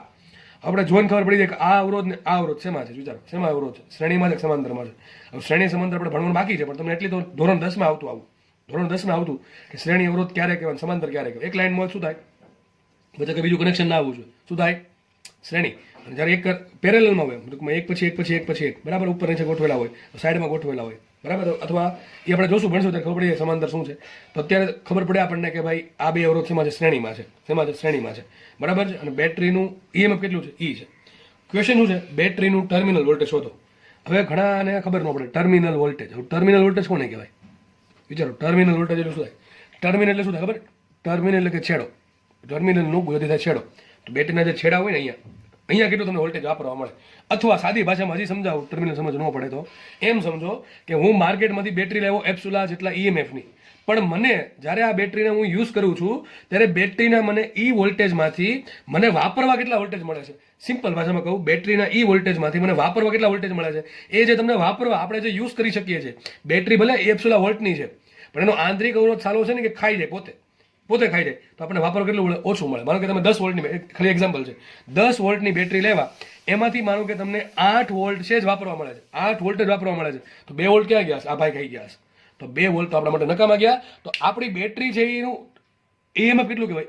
10 વોલ્ટ કહેવાય. પણ બેટરીનું ટર્મિનલ વોલ્ટેજ કેટલું કહેવાય? 8 વોલ્ટ કહેવાય. ખબર પડી ગઈ? બસ આ જ હતું, બસ આ જ મેન છે. આટલી ખબર પડી ગઈ તો કોઈ તકલીફ પડશે નહીં, બરાબર છે. તો આપણે બેટરીનું ટર્મિનલ વોલ્ટેજ શોધવાનું છે. તો કંઈ નહીં, સર્કિટ છે, હવે સર્કિટ આપણે કમ્પ્લીટ પેલું જોઈ લો, સર્કિટ કમ્પ્લીટ છે કે અધૂરી છે? સર્કિટ આખી કમ્પ્લીટ છે. ક્લોઝ આખો લૂપ બનવું જોઈએ. બની ગયું. ચલો મને કરંટ પસાર થયો આઈ. કરંટ ક્યાંથી પાસ કરો? યાદ રાખજો, કરંટ ક્યાંથી ઉત્પન્ન કરવાનું. જો એક બેટરી આપી હોય ને તો એક બેટરી જે આપી છે એના ધન છેડાથી કરંટ પાસ કરવા સ્ટાર્ટ કરવાનું આઈ. બરાબર છે? માનો કે એક કરતાં વધારે બેટરી, શું કરવાનું? એક કરતાં વધારે બેટરી હોય ને તો જે મોટી બેટરી હોય એના ધન છેડાથી કરંટ આપવાની શરૂઆત કરવાની. બરાબર? આપણે કિર્ચોફનો નિયમ વધારે ભણશું. તો મને કહે એક જ બેટરી છે, આપણે ધન છેડાથી કરંટ શરૂ કર્યો, કરંટ અહીંયા આગળ વધ્યો આઈ, અહીંયા કરંટ આગળ આવશે, અહીંયા કરંટ આગળ આવશે. બરાબર? આ પ્રમાણે કરંટ ફ્લો થયો. સિંગલ સર્કિટ છે, ટૂંકમાં સિંગલ લૂપ છે. આખી સર્કિટમાં કરંટ કેવો હશે? સરખો હશે. એ તો ભાઈ સીધી વાત છે. બરાબર છે? હવે શોધવાનું શું છે? સર કંઈ શોધવા નથી ભાઈ, મારે ટર્મિનલ વોલ્ટેજ જોવો છે, મારે વી વોલ્ટ જોવો છે. ટર્મિનલ વોલ્ટેજ, ટર્મિનલ ટોચ કોને કહેવાય? તો ટર્મિનલ એટલે શું થાય? બેટરીના બે ટર્મિનલ વચ્ચે વોલ્ટેજ. અહીંયા મળે ને વોલ્ટેજ, અહીંયા જે મળે ને વોલ્ટેજ, અહીંયા જો તમે વિચારો, આ બે પોઈન્ટ વચ્ચે વોલ્ટેજ શોધો તો કેટલું વોલ્ટેજ મળે? અંદર શું હશે? તો બેટરી હશે અને પોતાનો પાછો અવરોધ હશે, આંતરિક અવરોધ હશે. તો બેટરી છે પોતાનો જે કરંટ ઉત્પન્ન કર્યો, આઈ કરંટ ઉત્પન્ન કર્યો, એમાંથી આર ને કેટલો વોલ્ટેજ મળે છે એ જોવાનું, અને જે કુલ વોલ્ટેજ છે બાદ કર્યું તમને શું મળે? ટર્મિનલ વોલ્ટેજ મળે. એટલે એક કામ કરીએ, વિચારો કરવાનું શું? આપણે સર્કિટ લખ્યા. જો સર્કિટમાં મેન વોલ્ટેજ કેટલું? સૂત્ર આપણે આ વાપરશું, વી બરાબર આઈઆર. ઓહમના નિયમ વાળું વી બરાબર આઈઆર પરથી. એમાં વી શું છે? લાગુ પડેલું વોલ્ટેજ. આર શું છે? સમતુલ્ય અવરોધ. અને આઈ શું છે? આઈ છે પરિપથનો પ્રવાહ. બરાબર કે નહીં? તો ચલો લાગુ કેટલું વોલ્ટેજ પડ્યું? કેટલું વોલ્ટેજ લાગુ પડ્યું? ઈ. તો વોલ્ટેજ લાગુ પડ્યું ઈ. એના બે ભાગ પડે. આ ઈ શું કામ કરે? વિચારો, આ બેટરી શું કામ કરે છે? બેટરી બે કામ કરે છે. આમ તો બેટરી બે કામ કરે. એક તો આને અવરોધ આપે, સોરી આને પ્રવાહ આપે છે, આને પ્રવાહ આપે છે. કે દેખાય છે? આમાંથી કરંટ પસાર થયો. આર સ્મોલ આર અવરોધમાંથી પણ આઈ કરંટ પસાર થયો, અને કેપિટલ આર માંથી પણ આઈ કરંટ પસાર થયો. તો બેટરી શું કામ કરે? બેટરી બે કામ કરે છે. એક તો આ ભાઈ સ્મોલ આર છે એને અવરોધ આપે, સોરી પ્રવાહ આપે છે, અને આ જે કેપિટલ આર છે એને પણ પ્રવાહ આપે છે. ચલો આ અવરોધ કેપિટલ આર છે, એનો પ્રવાહ છે આઈ. તો આ વોલ્ટેજ કેટલો હશે? વિચારો ને. વોલ્ટેજ સૂત્ર શું? વી બરાબર આઈ. અવરોધ કેટલો? આર. પ્રવાહ કેટલો? આઈ. તો આ કેટલો વોલ્ટેજ લે? આઈ આર જેટલો. તો બેટરીનો કુલ કેટલું વોલ્ટેજ આપી શકે એમ છે? બેટરી તમને કુલ આટલું વોલ્ટેજ આપી શકે. કેટલું? એપ્સિલોન બરાબર કેટલું આવશે? તો બે ભાગ પડે. એક તો અહીંયા કરંટ જશે થોડોક, એટલે એના કારણે વોલ્ટેજ અહીંયા મળશે, અને કરંટ અહીંયા ગયો છે. કેટલો કરંટ? આઈ. તો આનો અવરોધ કેટલો? Small r. તો એ વોલ્ટેજ કેટલું લે? I into small r. I into small r. તો બસ કામ પતી ગયું. આટલું લખતા આવડે કે ન આવડે? સિમ્પલ. એલા આમાં શું વાત છે? મેન બેટરી છે એ બે કામ કરે. એક તો આ જે એક્સટર્નલ અવરોધ છે એને પ્રવાહ પાડે એટલે કે વોલ્ટેજ આપે છે, અને બીજો અવરોધ છે પોતાનો અવરોધ, એને પણ પ્રવાહ આપે એટલે કે એમાંથી પણ કંઈક વોલ્ટેજ હશે. તો આ સૂત્ર મળી ગયું.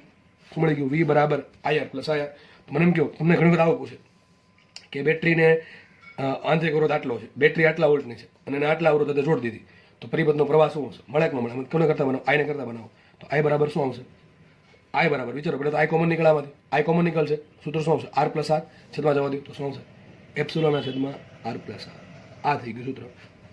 આ તમને ડાયરેક્ટ લખતા શીખવાડી દઈશ. જો આ રીતે આઈ બરાબર શું લેવાનું ખબર છે? આઈ બરાબર આવું લેવાનું. આઈ બરાબર લાગુ પાડેલ વોલ્ટેજ છેદમાં આર ઇક્વિવેલન્ટ. બસ આટલું.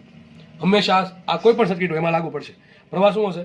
લાગુ પાડેલ વોલ્ટેજ છેદમાં આર ઇક્વિવેલન્ટ. પણ લાગુ પાડેલ વોલ્ટેજ એક જ બેટરી હોય ને તો એ સીધું હશે. પણ એક કરતાં જ્યારે વધારે બેટરી હોય ત્યારે જોવું પડે સહાયક જોડાણ છે કે વિરોધક જોડાણ છે, બેટરી શ્રેણીમાં છે, બેટરી સમાંતરમાં છે, બધું જોવું પડે. ત્યારે જોશું આપણે. અત્યારે એક જ બેટરી છે, લાગુ પડેલ વોલ્ટેજ શું છે? એપ્સિલોન. છેદમાં શું આવશે? પરિપથનો કુલ અવરોધ સમતુલ્ય. હવે આ અવરોધ ને અવરોધ છે સમાંતરમાં શ્રેણીમાં. શ્રેણીમાં શેમાં છે? શ્રેણીમાં. શું થાય? સરવાળો આર પ્લસ આર. થઈ ગયું. આઈ બરાબર શું મળે? આઈ બરાબર મળે એપ્સિલોન છેદમાં આર પ્લસ આર. શું મળે? એપ્સિલોન છેદમાં આર પ્લસ આર. સર આપણે વાત કરતા હતા ટર્મિનલ વોલ્ટેજની. આપણે શોધવાનું છે ટર્મિનલ વોલ્ટેજ શોધવાનું. શું શોધવાનું છે? Terminal voltage. ટર્મિનલ વોલ્ટેજ કહેવાય કોને? સમજો કોને કહેવાય? બેટરીના બે છેડા વચ્ચે, બેટરીના આંતરિક અવરોધ બાદ પછી, એવું નહીં અહીંયા નહીં. આંતરિક અવરોધ આ બધું ભેગું છે. આ બેટરી છે, આખી બેટરી દેખાય કે નહીં? અહીંયા બેટરી છે. તો આ જે એનો આંતરિક અવરોધ પ્લસ બેટરી, એની બહારના કોઈ પણ બે છેડા, આ બે છેડા છે ને અહીંયા તમને કેટલું વોલ્ટેજ મળે એને કહેવાય આ બે પોઈન્ટ વચ્ચે. આ બે પોઈન્ટ વચ્ચે કેટલું વોલ્ટેજ મળે છે એને કહેવાય ટર્મિનલ વોલ્ટેજ. હવે મેં તમને શીખવેલું છે, યાદ રાખો. ક્યાં શીખવ્યું હતું? સેમિકન્ડક્ટરમાં. કે એક આ પોઈન્ટ ને એક આ પોઈન્ટ. ચલો બે વચ્ચે કઈ છે? બે વચ્ચે કઈ નથી. યાદ રાખજો. આખા ચેપ્ટરમાં આપણે શું લેશું? આખા ચેપ્ટરમાં આપણે એવું લેશું કે જે આ જે પોઈન્ટ છે ને, બધા જે વાયર છે ને, વાયર એ બધા સુવાહક છે. ટૂંકમાં આપણે એવું માનશું, આદર્શ વાયર માનશું. કેવા માનશું? આદર્શ વાયર, આદર્શ કનેક્ટિંગ વાયર. બરાબર છે? આપણે એવું માનશું કે જે વાયરનો અવરોધ 0 છે. આપણે એવું માની લેશું કે વાયરનો અવરોધ 0 છે. ભાઈ હોય નહીં, પ્રેક્ટિકલ લાઈફમાં થોડોક અવરોધ હોય. મોસ્ટલી કોપરના વાયર યુઝ થાય. કોપરના વાયર એટલા માટે યુઝ થાય, કોપરની અવરોધકતા ઓછી હોય. અવરોધકતા ઓછી હોય એટલે આર ઓછો હોય. બરાબર કે નહીં? પણ કોપરના વાયરને એમ ના કહી શકો તમે અવરોધકતા 0 છે. બરાબર? 0 કરીને તાપમાને થાય. પણ આપણે એવું માની લઈએ છીએ, કનેક્શન આપણે ગણતરી ઈઝી બને એટલા માટે કે ભાઈ વાયર જેટલા બી છે એ બધાનો અવરોધ 0 છે. કારણ કે આપણે એવું માનશું બધા વાયર કેવા આદર્શ છે. બાકી એને લેવા હોય તો બધાનો અવરોધ ગણવો પડે. એનો શું થાય? શ્રેણી. આ બધા શ્રેણીમાં થાય. આનો આખો અવરોધ આવશે. સૂત્ર શું આવે આખા અવરોધનું? આર બરાબર રો એલ અપોન એ જે વાયર છે એનું અવરોધકતા ગુણ્યા વાયરની લંબાઈ ભાગ્યા વાયરનું આડછેદનું ક્ષેત્રફળ કરો તો તમને શું મળે? વાયરનો અવરોધ મળી જાય. પણ આપણે એવું માનશું કે વાયર જે છે એ કેવો આદર છે તેને અવરોધકતા 0 છે બસ. તો તમારે કોઈ એટલું યાદ રાખવાનું કનેક્શન છે ને જેટલા બી કનેક્ટિંગ વાયર છે ને બધા કનેક્શનના વાયર એનો અવરોધ છે નહીં. તો વિચારો આ વાયર કનેક્શનનો વાયર, આ વાયર કનેક્શનનો વાયર, આ વાયર આખો કનેક્શનનો વાયર, બરાબર છે? કાંઈ અવરોધ છે નહીં. અહીંયા પણ કઈ અવરોધ છે નહીં. તો કાં તો આખી બેટરી છે, બરાબર કે નહીં? તો ક્યાંય અવરોધ છે નહીં. ટૂંકમાં વિચારો આ પોઈન્ટ ને આ પોઈન્ટ સરખા પોઈન્ટ કે અલગ અલગ પોઈન્ટ, બે વચ્ચે કઈ નથી. બે વચ્ચે ઘણા કે વાયર તો છે પણ વાયર છે એ કઈ નથી ગણવાનું, બરાબર કે નહીં? વાયર છે એનો કઈ અવરોધ છે નથી કઈ. તો આ બે પોઈન્ટ કેવા સરખા થઈ ગયા? તો આ બે પોઈન્ટ સરખા થઈ ગયા. ચલો વિચારો આ પોઈન્ટ ને આ પોઈન્ટ આ વચ્ચે કઈ છે? ઘણા કે પ્રવાહ તો છે, ટોપાય નહીં, આમ અવરોધ જેવું કઈ છે, બેટરી જેવું કઈ છે નથી. તમે શું જોવાનું? હું એમ કહું કઈ છે તો જોવાનું વચ્ચે વોલ્ટેજ બેટરી છે તો કે નથી, વચ્ચે અવરોધ છે તો કે નથી, તો કઈ નથી. મતલબ આ બે પોઈન્ટ કેવા સરખા હશે? વિચારો આ પોઈન્ટ ને આ પોઈન્ટ, ચલો આ બે પોઈન્ટ સરખા થાય અલગ અલગ થાય? અલગ અલગ થાય. કારણ શું? આ બે પોઈન્ટ કઈ છે? આ સર છે તો ખરું વોલ્ટેજ, સોરી અવરોધ છે. શું છે? અવરોધ છે. તો આ બે પોઈન્ટ સરખા કહેવાય નહીં. વચ્ચે કંઈક આવી ગયું બેની વચ્ચે તો કઈ સરખા થશે નહીં. આપણા ચેપ્ટરમાં શું જોવાનું? કાં તો અવરોધ નો આવવો જોઈએ, કાં તો બેટરી નો આવવો જોઈએ, બસ. બે નહીં આવે તો બે પોઈન્ટ કેવા સરખા થઈ ગયા. મતલબ એવો થયો કે આ બે પોઈન્ટ વચ્ચેનું વોલ્ટેજ, એટલે કે આ બે પોઈન્ટ વચ્ચેનું વોલ્ટેજ, આનું નામ આપી દઉં સીડી. તો બેટરીનું ટર્મિનલ વોલ્ટેજ કોને કહેવાય? બેટરીના બે છેડા વચ્ચે જે વોલ્ટેજ મળે એને કહેવાય ટર્મિનલ વોલ્ટેજ. એટલે કે બેટરીના સી અને ડી પોઈન્ટ વચ્ચે જે વોલ્ટેજ મળે એને કહેવાય બેટરીનું ટર્મિનલ વોલ્ટેજ. પણ આપણે ખબર છે સી ને D point, sorry C point એટલે એ પોઈન્ટ થયો અને ડી પોઈન્ટ એટલે બી પોઈન્ટ થયો. તો સી ને ડી વચ્ચે વોલ્ટેજ શોધવું એટલે કે એ ને બી વચ્ચે વોલ્ટેજ શોધવું. તો વિચારો કે આવી સર્કિટ થઈ ગઈ મારી પાસે. અહીંયા એ પોઈન્ટ છે, અહીંયા બી પોઈન્ટ છે, વચ્ચે કરંટ આઈ જાય છે અને અવરોધ આર છે. મને કહો તો આમાં એ અને બી વચ્ચે વોલ્ટેજ કેટલું? અરે આ યાર કેટલું વોલ્ટેજ? આ ઇન્ટુ આર, સિમ્પલ. બે વચ્ચે વોલ્ટેજ કોણ ધરાવે? વોલ્ટેજ ધરાવે કોણ? કાં તો વોલ્ટેજ બે વસ્તુ ધરાવી શકે, કાં તો પોતે બેટરી ધરાવી શકે વોલ્ટેજ, અથવા તો જો અવરોધમાંથી કરંટ પસાર થાય તો અવરોધ છે એ વોલ્ટેજ ધરાવે. માનો કે ખાલે એમને અવરોધ છે સર્કિટ, માનો કે બેટરી કાઢ લો તો અવરોધ તેમને છે, તો અવરોધનું કોઈ કામ નથી. યાદ રાખો અવરોધ કામનો ક્યારે? જ્યારે એમાંથી કરંટ પસાર થાય તો જ. યાદ રાખજો બધી છે ને શરૂઆતમાં એટલે સમય લઈને સમજાવું છું કે આગળ જે તકલીફ ન પડે. આ બધી વસ્તુ પાછી રિપીટ નહીં કરું, એટલે એવું લાગે તો વિડીયો પાછો રિવ્યૂ કરીને જોઈ લેજો. હજી કહું છું આ બધી વસ્તુ ફરીથી સમજાવીશ નહીં, બરાબર છે? તો એક વખત વ્યવસ્થિત સમજાવું છું, સમજી લો, વ્યવસ્થિત સમજાવું છું. ઓકે, ફરીથી કહું છું અવરોધ ક્યારે કામમાં આવે? જ્યારે અવરોધમાંથી કરંટ પસાર થાય તો. માનો કે આ બેટરી કાઢી લો તો આ તો આખી નીકળી જશે. ઘણા કે આર સ્મોલ આર એક નો થાય. અરે બેટરી આર ભેગો છે, આ ઘણા આ બેને અલગ અલગ વસ્તુ ગણે.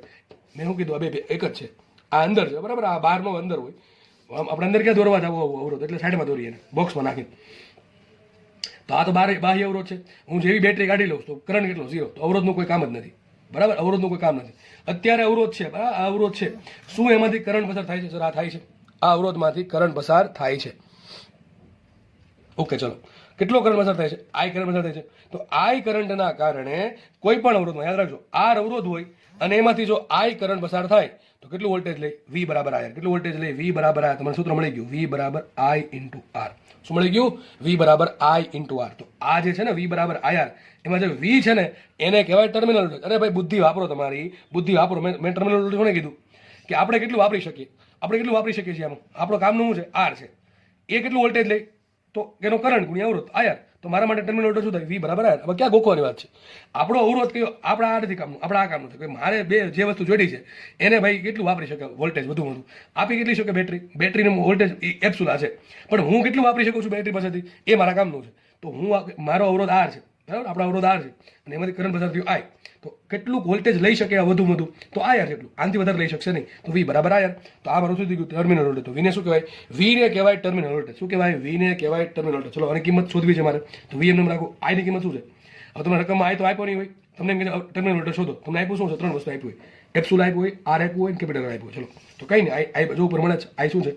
એપ્સુલાના છેદમાં આર પ્લસ આર. તો મૂકી દઈએ શું આવશે? એપ્સુલા આરના છેદમાં આર પ્લસ આર. મળી ગયું. બીજું સૂત્ર આ શું થઈ ગયું? Terminal voltage. આ શું થઈ ગયું? Terminal voltage. તો એક સૂત્ર આ થઈ ગયું, બીજું સૂત્ર આ થઈ ગયું, ત્રીજું સૂત્ર મને જ દેખાય છે અહીં. એપ્સુલા બરાબર આઈઆર પ્લસ આઈઆર. શું છે? એપ્સુલા બરાબર આઈઆર પ્લસ આઈઆર. પણ આ જે આઈઆર છે એને શું કહેવાય? વોલ્ટેજ કહેવાય કે ન કહેવાય? બરાબર, વી બરાબર આઈઆર. તો વિચારો અહીં શું લખાશે? હું કંઈક નીચે અહીં લખું છું, બરાબર છે? તમે થોડુંક એડજસ્ટ કરી લેજો, બરાબર? પહેલું સમીકરણ, આ બીજું સમીકરણ, ત્રીજું લખું છું કોના? વી માટે. તો શું લખાશે? એપ્સુલા બરાબર વી પ્લસ આઈઆર. શું લખાય? એપ્સુલા બરાબર વી. આઈઆર બરાબર શું છે? વી છે ને, બરાબર? તો વી પ્લસ આઈઆર. તો આઈઆર ને આ બધું સમીકરણ શું છે? વી બરાબર એપ્સુલા માઇનસ આઈઆર. તો શું મતલબ શું થયો? બેટરી તમને આપી શકે કેટલું? મહત્તમ એપ્સુલા. પણ આ સ્મોલ આર કેટલું લઈ લે છે? સ્મોલ આર લઈ લે કેટલું? વિચારો, સ્મોલ આરમાંથી કેટલો કરંટ પસાર થયો? આઈ. સ્મોલ આર અવરોધ કેટલો? આર. તો સ્મોલ આર લઈ લે છે આઈ આર જેટલું વોલ્ટેજ આઈઆર જેટલું વોલ્ટેજ લઈ લે છે તો આપણે વાપરવા કેટલું મળે? અરે ગોખવાની જ નથી વાત. આપણે બેટરી કેટલું વધુ આપી શકે, એપ્સ્યુલ આપી શકે, એમાંથી એનો ખુદનો અવરોધ કેટલું લઈ લે છે આઈઆર, તો વધે કેટલું? બેની બાદબાકી છે કે નહીં? બધું તો બધું ભેગું થઈ ગયું. જુઓ, આ કોન્સેપ્ટ છે, આ કોન્સેપ્ટ છે. તમને મેં અલગ અલગ રીતે સેમ ટુ સેમ વસ્તુ સાબિત કરીને બતાવી. બાકી ધારક તો કંઈ ન કરે તો એક તો સમીકરણ લખી નાખો, વી બરાબર આઈઆર પ્લસ આર, ડાયરેક્ટ આમાં ઉપાડી લે બધું. ચલો બધા ઇક્વલ ઇક્વલ કરીને લખી નાખો. વ્યવસ્થિત સમજાવ્યું છે તો વ્યવસ્થિત સમજો. આ બેઝિક છે. આ બેઝિક નહીં આવડે તો આગળ તકલીફ પડશે.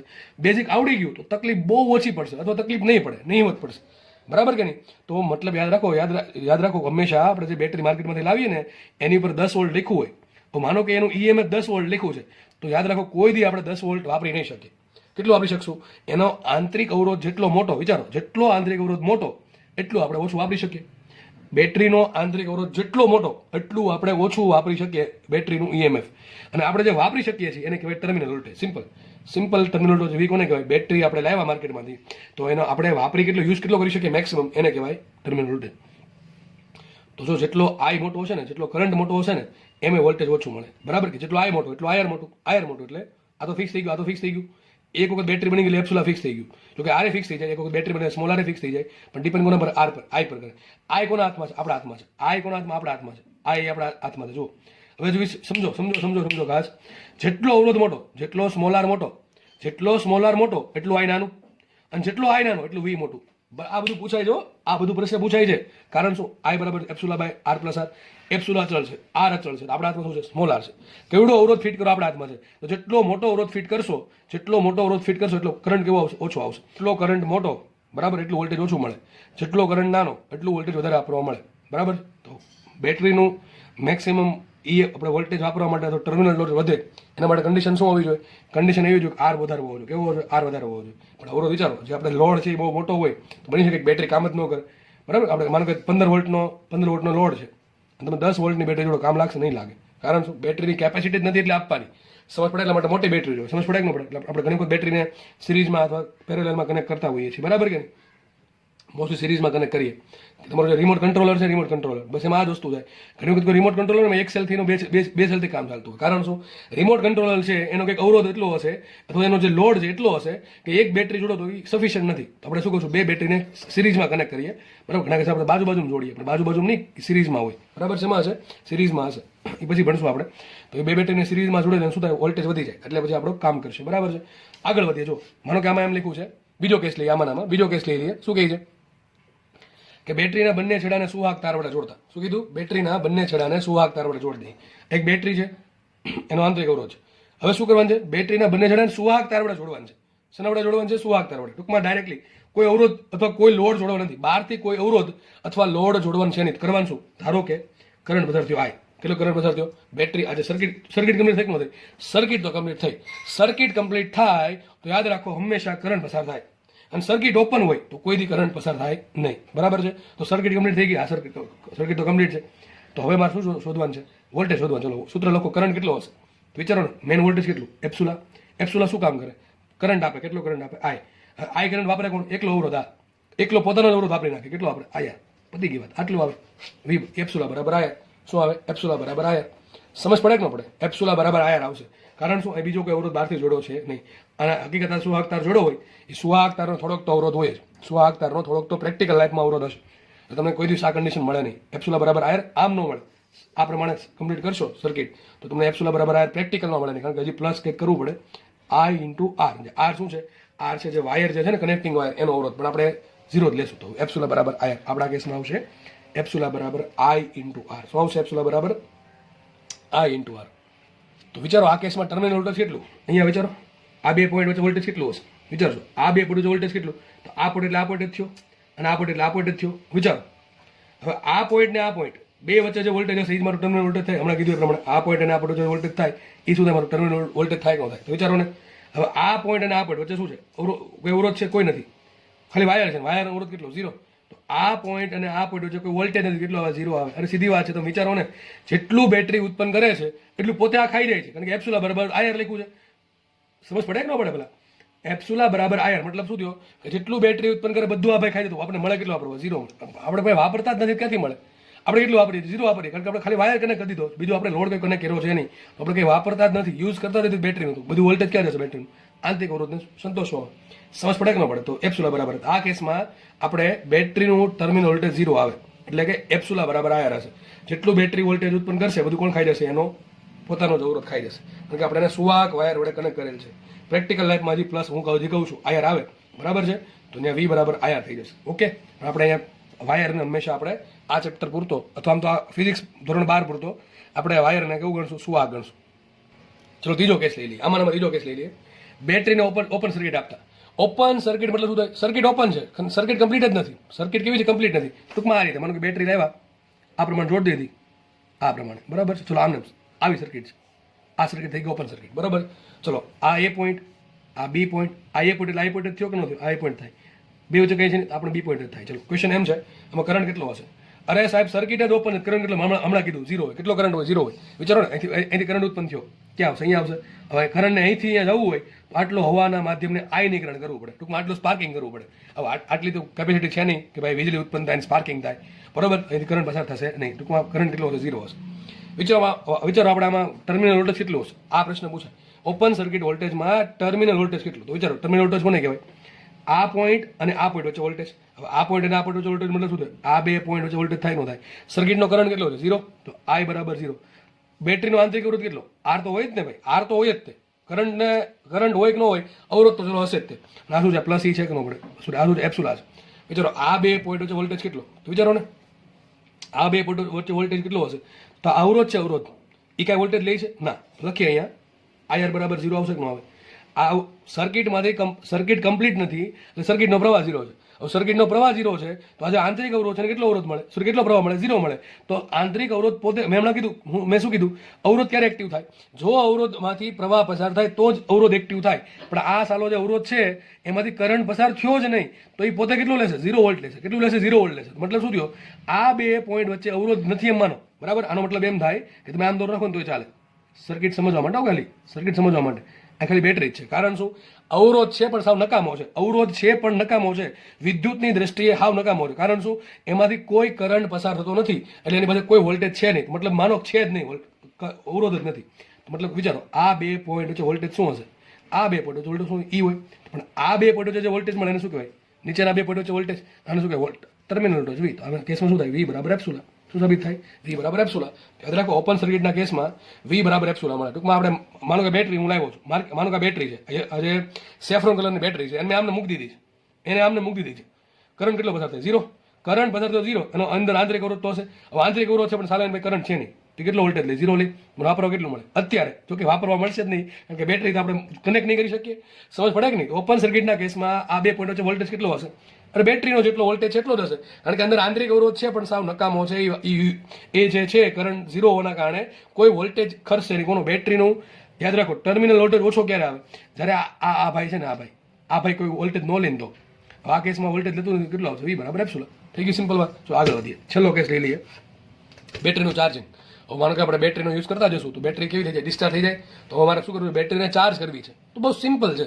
તમે કેમેસ્ટ્રીમાં ભણતા હશો કે બેટરીને જ્યારે ચાર્જ કરવી હોય નોર્મલ કેસમાં શું થાય? બેટરી જ્યારે ડિસ્ચાર્જ થતી શું થાય? એના પ્લસ છેડામાંથી કરંટ ઉત્પન્ન થાય અને સર્કિટ કમ્પ્લીટ કરીને એના માઇનસ છેડામાં જાય. નોર્મલ કેસમાં શું થાય? જ્યારે બેટરી ડિસ્ચાર્જ થતી હોય ત્યારે આ બધા પ્રશ્ન ગુજરાત બોર્ડમાં ગુજકેટમાં પૂછાય કે બેટરી જ્યારે ડિસ્ચાર્જ થતી હોય ત્યારે શું થાય? કે બેટરીના બાહ્ય પરિપથમાં શું થાય? બેટરીના ધન છેડામાંથી કરંટ ઉત્પન્ન થશે અથવા કરંટ સ્ટાર્ટ થશે બરાબર છે. આગળ વધે સર્કિટમાં, આગળ વધીને ક્યાં જશે? અને બેટરીના ઋણ છેડા સુધી પહોંચશે. હવે બેટરીની અંદર શું થાય? જો યાદ રાખજો, બેટરીની અંદર કહું છું, ક્યાંની વાત છે? ડિસ્ચાર્જની વાત છે. ડિસ્ચાર્જની. આ પ્લસ છેડો માઇનસ છેડો. પ્લસમાંથી બાહ્ય સર્કિટમાં, તો ખાસ સમજો, બાહ્ય સર્કિટમાં પ્લસ છેડામાંથી કરંટ ઉત્પન્ન થશે અને માઇનસ છેડા સુધી પહોંચશે. અને બેટરીની અંદર પૂછે તો ક્યાં જાય? માઇનસથી પ્લસ તરફ. તમને પ્રશ્ન પૂછાય કે બેટરીના અંદરના ભાગમાં માઇનસ છેડાથી પ્લસ છેડા તરફ કરંટ જાય છે તો બેટરી ચાર્જ થાય, ડિસ્ચાર્જ થાય? બેટરી ડિસ્ચાર્જ થાય. તમને એમ પૂછે બાહ્ય સર્કિટમાં બેટરીના પ્લસ છેડાથી માઇનસ છેડા સુધી કરંટ જાય તો શું થાય? બેટરી ડિસ્ચાર્જ થાય છે. પણ ઉલટું, હવે મારે બેટરીને ચાર્જ કરવી છે તો ઉલટી કરવી પડે. સર્કિટ આપણે શું કરવી પડે? ઉલટી કરવી પડે. ઉલટી એટલે વોમિટિંગ નહીં, સર્કિટ ઉલટી કરવી એટલે કે કનેક્શન ચેન્જ કરવાના છે બરાબર છે. તો બેટરીના જે પ્લસ છેડો છે ને હવે મારે એવી બેટરી સાથે જોડવાનો કે બેટરીનો પ્લસ છેડો હોય. આ બાહ્ય બેટરી છે. આ કેવી છે? આને કહેવાય ચાર્જિંગ બેટરી. જે બેટરીનો આપણી મેઇન બેટરી છે એને ચાર્જ કરવા માટે યુઝ થાય છે એને કહેવાય ચાર્જિંગ બેટરી બરાબર કે નહીં? તો ચાર્જિંગ બેટરી કરવાનું શું તમને બધાને ખબર હશે. એનો પ્લસ છેડો જોડવો પડે પ્લસ છેડો સાથે, માઇનસ જોડવો પડે માઇનસ સાથે. અને વિચારો મારે આને ચાર્જ કરવી છે ને આ ચાર્જ માટે વપરાય છે, આ ચાર્જ કરવા માટે વપરાય છે, તો આનો વોલ્ટેજ વધારે હોવો જોઈએ કે આના કરતાં ઓછું હોવું જોઈએ. આ 10 વોલ્ટની છે, તમે 5 વોલ્ટની બેટરી વડે ચાર્જ કરો નો ચાલે. આ 10 વોલ્ટની હોય તો તમારે 15-20 વોલ્ટની બેટરી લેવી પડે. સમજ પડે કે ન પડે? તો સિમ્પલ વસ્તુ છે. જે બેટરી ચાર્જ કરે છે એટલે એનું ધારો કે એનું વોલ્ટેજ વિડેજ છે, હકીકત તો એનું વોલ્ટેજ ના કહી શકે આપણે. શું કેવું? ટર્મિનલ વોલ્ટેજ કહેવું પડે. શું કેવું પડે? Terminal voltage. તો ધારો કે બેટરીનું વોલ્ટેજ ટર્મિનલ વોલ્ટેજ વિડેજ છે, તો વિડેજ કેટલું હોવું જોઈએ? વિડેજ મસ્ટ બી ગ્રેટર ધેન એપ્સુલા. જે બેટરી ચાર્જ કરવાની છે અને જેને ચાર્જિંગ થવાનું છે એના કરતાં વિડેજ મોટા હોવા જોઈએ. બરાબર છે. અને સાઈડમાં મેં જોડો અવરોધ. એટલે કે સર અવરોધ શું કામ જોડો? અવરોધ તો વોલ્ટેજ ખાઈ જશે, ખાઈ 100% ખાઈ જાય. પણ યાદ રાખો, હું જો અવરોધ નહીં જોડું ને તો મતલબ કે મને છે ને જે કરંટ મળશે ને હું કંટ્રોલ નહીં કરી શકું.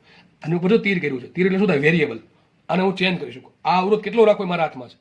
તો યાદ રાખો, આ જે અવરોધ છે એ મારા હાથમાં છે કેટલો રાખવો. આ શું કરે ખબર છે? કરંટને રેગ્યુલેટ કરશે. એવું જો માનો કે બહુ વધારે મોટી બેટરી લ્યો અને તમે એની જોડે નાની બેટરી જોડો તો બેટરીના ધવાડા નીકળી જાય. ખબર છે? કારણ શું? કારણ કે કરંટ શું કામ લાગે? કરંટ લાગે તો જ કરંટ લાગે. સર શું બોલો છો? કોઈ વોલ્ટ, યાદ રાખો, કોઈ વોલ્ટ હોય ને વોલ્ટેજથી કરંટ આપણે નથી શોક લાગતો. શોક ક્યારે લાગે? આપણા જ્યારે શરીરમાંથી કરંટ ફ્લો થાય ને તો જ શોક લાગે. તો ભાઈ કરંટ ખતરનાક છે, વોલ્ટેજ ખતરનાક નથી. બરાબર છે? વોલ્ટેજ હશે, બરાબર છે, પણ સર્કિટ જ કમ્પ્લીટ નહીં થાય તો મતલબ કરંટ ક્યાંથી આવવાનો? તો જ્યારે કરંટ પસાર થાય તો જ શોક લગા અને વાળ થઈ જાય ઊંચા. બરાબર? તો યાદ રાખો, કરંટ બહુ ખતરનાક છે. જેટલો નાનો કરંટ એટલું સારું, જેટલો મોટો કરંટ એટલું શોક લગા બધું ઓછું થઈ જાય. બરાબર? તો આપણે સર્કિટમાં આપણે બેટરી ઉડાડવાની નથી, આ બેટરીને આપણે ચાર્જ કરવાની છે. હવે કરંટ ફ્લો કેટલો થશે રેગ્યુલેટ કરવા માટે આપણે આ અવરોધ રાખ્યો છે. ધારો કે હવે કરંટ કદી ઉત્પન્ન થશે? વિચારો, કરંટ ઉત્પન્ન કદી થાય? તમે શું કીધું? મોટી બેટરી જે છે એના ધન છેડામાંથી કરંટ ઉત્પન્ન કરવાનું. આ બે બેટરી સર આમાં મોટી કઈ? વિચારો ને, કઈ મોટી છે? આ જ મોટી છે, કારણ કે આપણે આને ચાર્જ કરવાની છે. આ બેટરી મોટી છે. આ બેટરીના ધન છેડામાંથી કરંટ ઉત્પન્ન કરવાનો. ચલો, કેટલો કરંટ ઉત્પન્ન થયો? ધારો કે આ કરંટ ઉત્પન્ન થયો. આ કરંટ આગળ વધશે, હજી આગળ વધશે, આ આગળ આવે, પાછો પહોંચી ગયો. વાત થઈ ગઈ પૂરી. આ થઈ ગઈ ચાર્જિંગ સર્કિટ. આમાં ક્યાં અઘરું છે? ચલો હવે વિચારવાનું છે. મેન કોણ છે? મેન દાતા કોણ છે? મેન દાતા આ છે. કેટલો છે દાતા? કેટલું આપી શકે? વિડેજ આપી શકે, વધુ આપી શકે વિડેજ. જો કે આપણે એનો આંતરિક અવરોધ લઈને જ ગણ્યું છો. ઘણા કેસ એનો આંતરિક અવરોધ હશે. હકીકત આ શું હશે? ઈડેસ EMF ની બેટરી હશે. આ શું હશે? ઈડેસ EMF ની બેટરી. પણ એમાંથી આપણે ઓલરેડી આયર બાદ કરી નાખ્યું. વધે શું એનું? મેં ટૂંકમાં શું લખ્યું છે? ટર્મિનલ વોલ્ટેજ લખ્યું છે. જ્યારે હું ટર્મિનલ વોલ્ટેજ લખું ને, જ્યારે બેટરીનો ટર્મિનલ વોલ્ટેજ લખું ત્યારે એનો આંતરિક અવરોધ દર્શાવવાની જરૂર છે નહીં, કારણ કે ઓલરેડી આપણે બાદ કરી નાખ્યો ને. આ ટર્મિનલ વોલ્ટેજ શું કામ આવ્યો? કારણ કે આપણે એનો આંતરિક અવરોધ ઓલરેડી કાઢી નાખ્યો છે. બરાબર કે નહીં? એટલા માટે તો આ બેટરીનો હું શું કહું છું? આ બેટરીનો ટર્મિનલ વોલ્ટેજ વિડેશ છે. બરાબર કે નહીં? એટલે બેટરીનો આંતરિક અવરોધ દર્શાવ્યો નથી મેં. તો વિડેશ બેટરી શું કામ કરે? 3 કામ કરે. તો 3 કામ.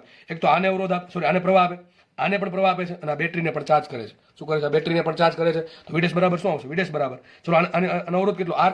કેટલો કરંટ ગયો એમાંથી? I. તો કેટલો આવશે? વિડેશ બરાબર IR પ્લસ શું આવશે? આ બેટરી ચાર્જ થતો તો પ્લસ આવશે. જો કે કિર્ચોફનો નિયમ પરથી તમે લખી શકો. બરાબર? કિર્ચોફનો નિયમ આપણે નેક્સ્ટ લેક્ચરમાં ભણશું ત્યારે ખબર પડશે આપણને કે બંધ ગાળા માટે કેમ વાપરવું. કિર્ચોફનો બીજો નિયમ. અને ત્રીજું કામ શું કરે? IR. આમને સિમ્પલ ખબર પડી જાય કે સમીકરણ આવું બને. વિડેશ એ 3 કામ કરે. એક તો આને વોલ્ટેજ આપે છે, આને વોલ્ટેજ આપે છે, અને આ બેટરીને ચાર્જ કરતો. શું આવશે? વિડેશ બરાબર ER પ્લસ એપ્સુલા પ્લસ IR. બરાબર છે? તો ઘણી બધામાં તમને સવાલ શું પડી ખબર? ચાર્જિંગ પ્રવાહ શોધો.